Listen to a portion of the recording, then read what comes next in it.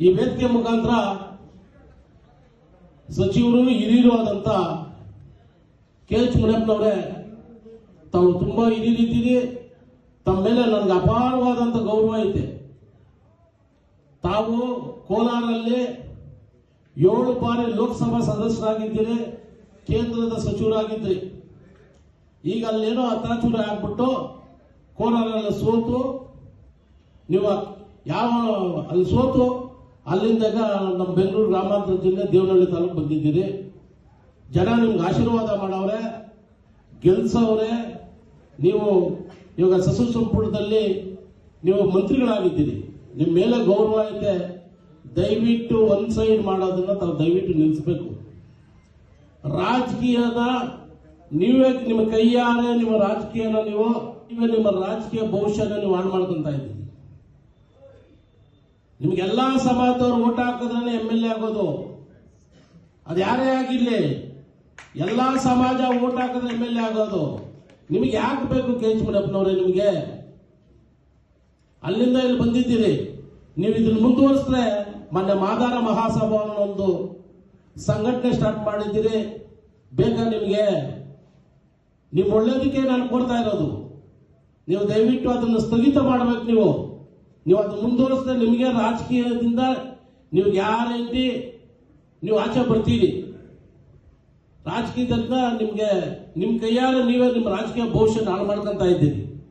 ಆಮೇಲೆ ಜ್ಞಾನ ಪ್ರಕಾಶ್ ಸ್ವಾಮೀಜಿಗಳು, ನಮ್ಗೆ ಅವ್ರ ಮೇಲೆ ಅಪಾರ ಗೌರವ ಇದೆ.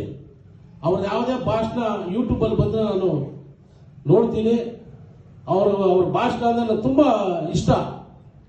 ತುಂಬಾ ಇಷ್ಟಪಟ್ಟು ಕೇಳ್ತೀನಿ ಅವ್ರ ಭಾಷಣ.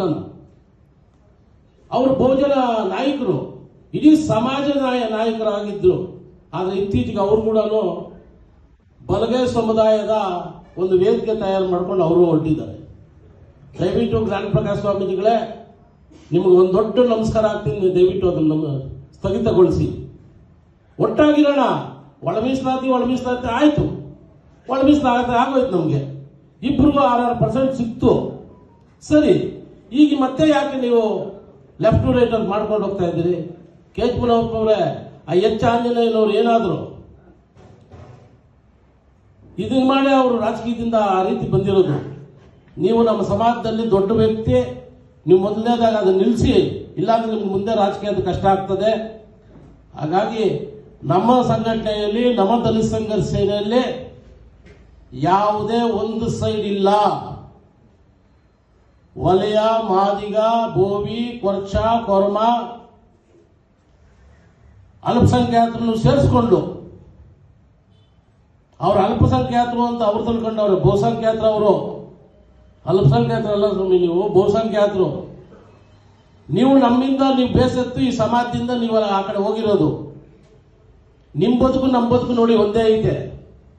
ಹಾಗಾಗಿ ಅಲ್ಪಸಂಖ್ಯಾತರನ್ನು ಸೇರಿಸ್ಕೊಂಡು ಸಂಘಟನೆ ಚೆನ್ನಾಗಿ ಕಟ್ಕೊಂಡು ಹೋಗೋಣ. ಈಗ ಏನು ಚಿಂತಾಮಣಿಯಲ್ಲಿ ಮಾಡಿದ್ವಿ, ಶಿಡ್ಲಘಟ್ಟ ಆಯಿತು, ಇಡೀ ಡಿಸ್ಟ್ರಿಕ್ಟ್ ಮಾಡ್ತೀವಿ. ಇನ್ಯಾವುದೇ ಕಾರಣಕ್ಕೂ ಸಂಘಟನೆಯನ್ನ ನಾವು ಸ್ಥಗಿತಗೊಳಿಸಲ್ಲ. ದಯವಿಟ್ಟು ಸ್ನೇಹಿತರು, ನಿಮ್ಮ ಜೊತೆಯಲ್ಲಿ ಸದಾ ನಾವು ಇರ್ತೀವಿ.